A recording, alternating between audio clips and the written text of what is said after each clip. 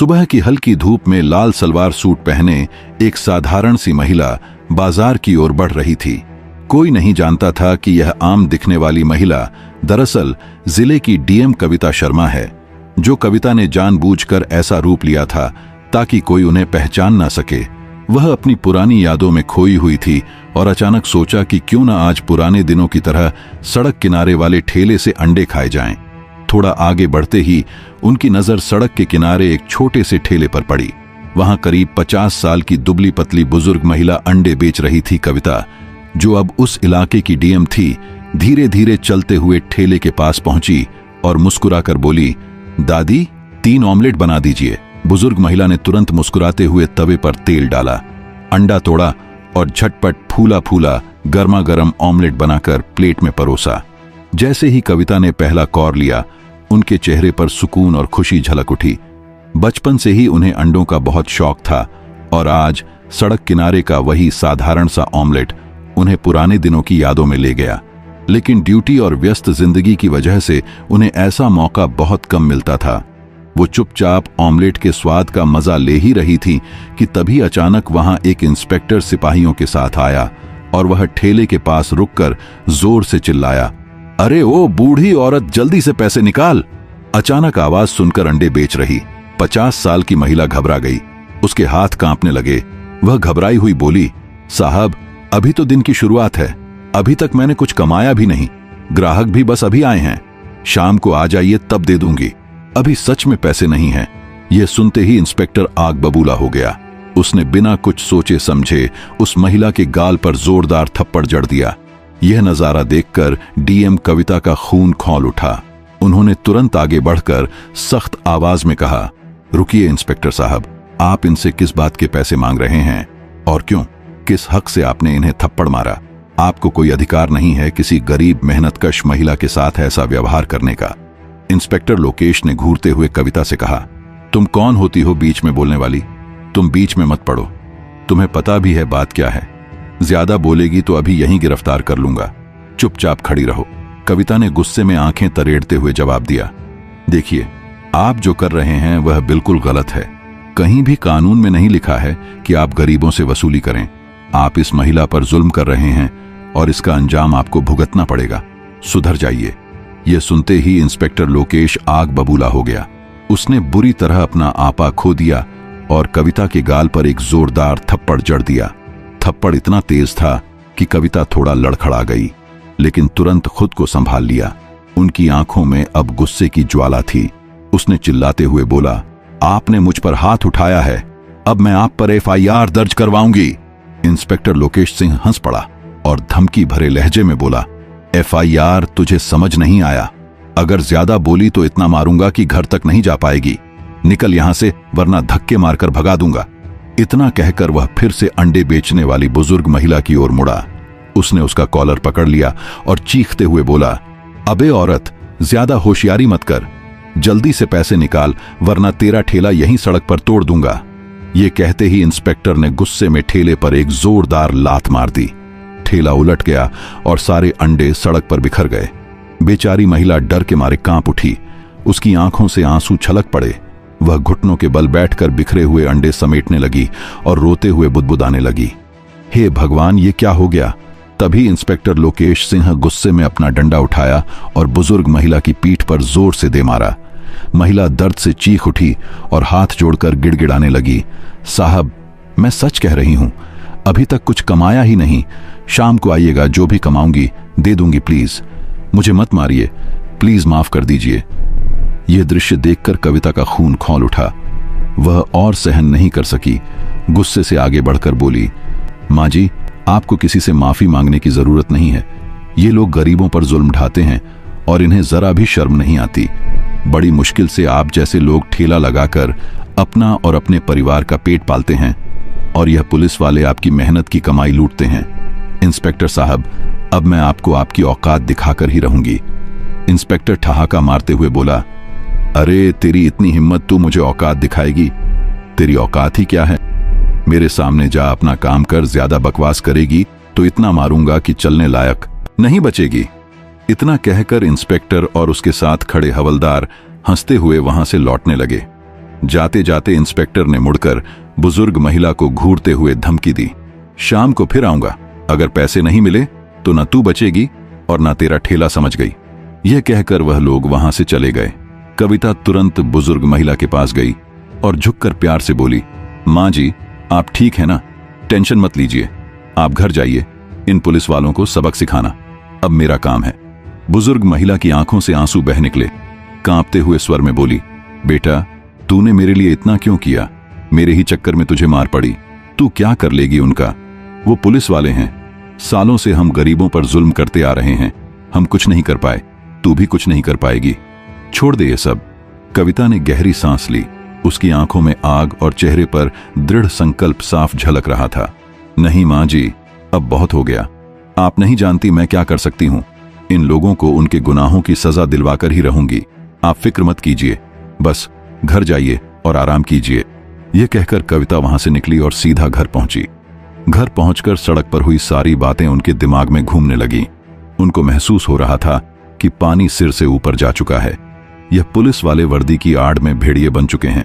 अब उन्होंने मन ही मन ठान लिया, अब इन्हें छोड़ना नहीं है। सबसे पहले इस इंस्पेक्टर पर रिपोर्ट दर्ज कराऊंगी और इसे सस्पेंड करवा कर रहूंगी। अगली सुबह कविता ने खुद को बिल्कुल साधारण महिला के रूप में तैयार किया। हरे रंग की सलवार सूट पहनी और बिना किसी पहचान के थाने पहुंच गई। जैसे ही अंदर दाखिल हुई तो देखा सामने लकड़ी के काउंटर के पीछे हेड कांस्टेबल लोकेश सिंह ऊँघ रहा था।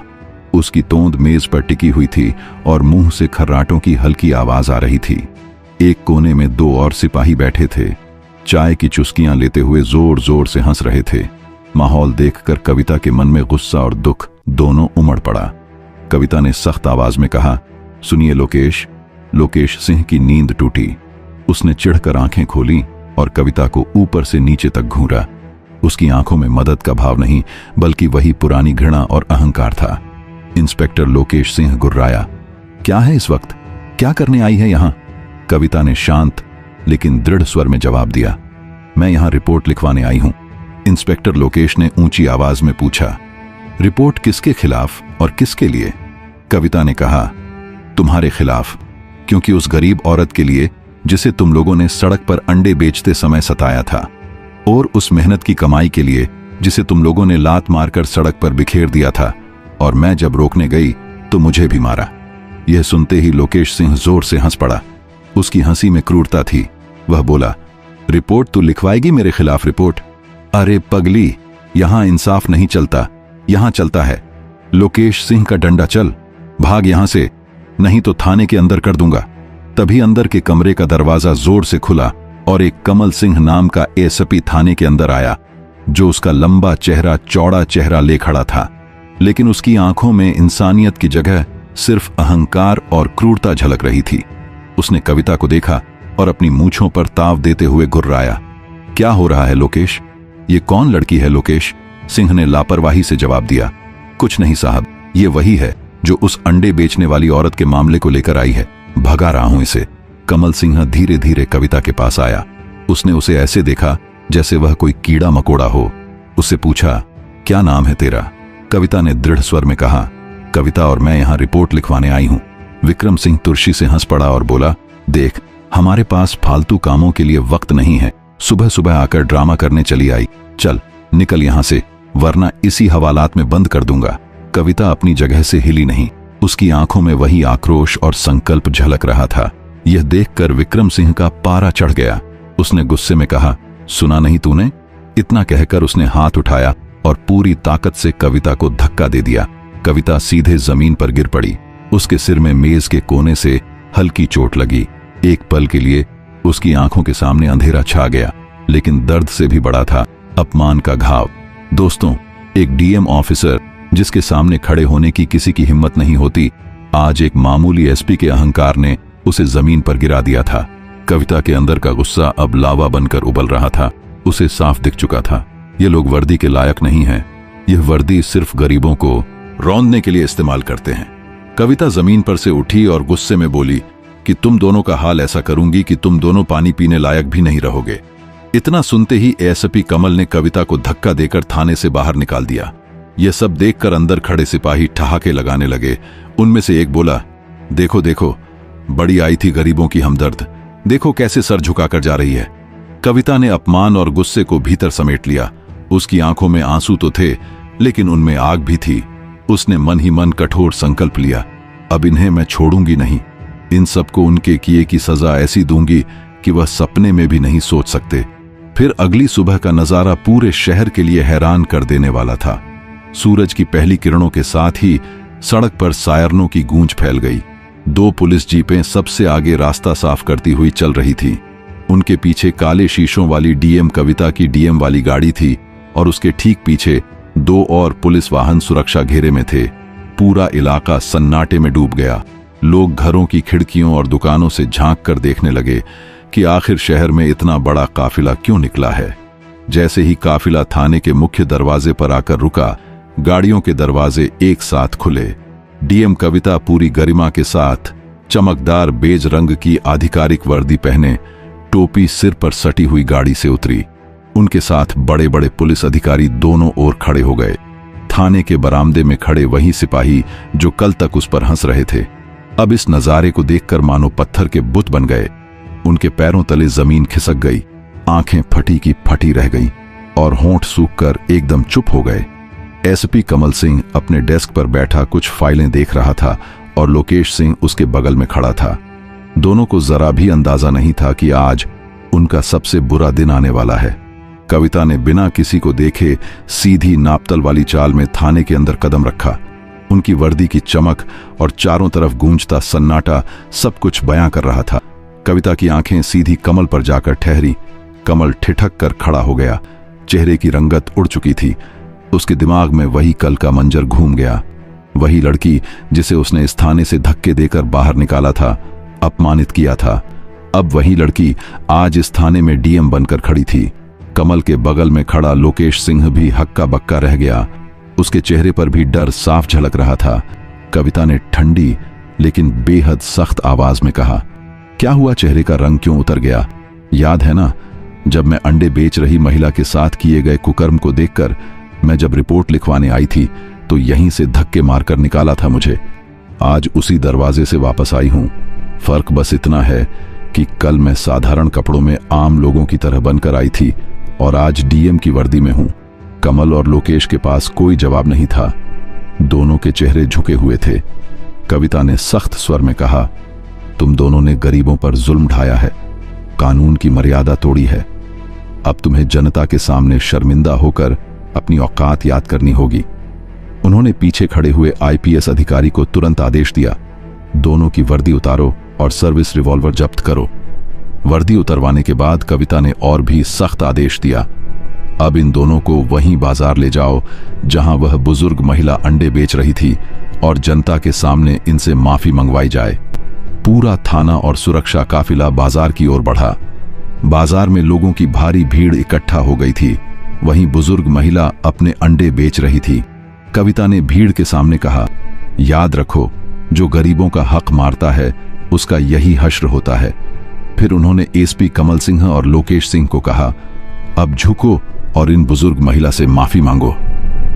भीड़ सन्नाटे में खड़ी देख रही थी। दोनों अपराधियों ने कांपते हाथ जोड़कर संतोष देवी से माफी मांगी, लेकिन सजा यहीं खत्म नहीं हुई। कविता ने अगले ही पल आदेश दिया, अब इन्हें सफेद गंजी और हाफ पट में पूरे बाजार में दौड़ाया जाए। आगे आगे यह दोनों भागेंगे और पीछे पीछे मेरा काफिला चलेगा, ताकि लोग देखें कि सत्ता का दुरुपयोग करने वालों का अंजाम क्या होता है। कुछ ही देर बाद पूरा शहर यह नजारा देख रहा था। आगे आगे कमल सिंह और लोकेश सिंह पसीने पसीने होकर अपमानित दौड़ रहे थे और पीछे पीछे डीएम कविता की शाही गाड़ी और पुलिस अफसरों का काफिला चल रहा था। लोग तालियां बजाकर इस न्याय की मिसाल का स्वागत कर रहे थे। हर कोई यही कह रहा था, सच्चा न्याय हुआ है। गरीबों पर जुल्म करने वालों को उनकी असली औकात दिखाई गई है।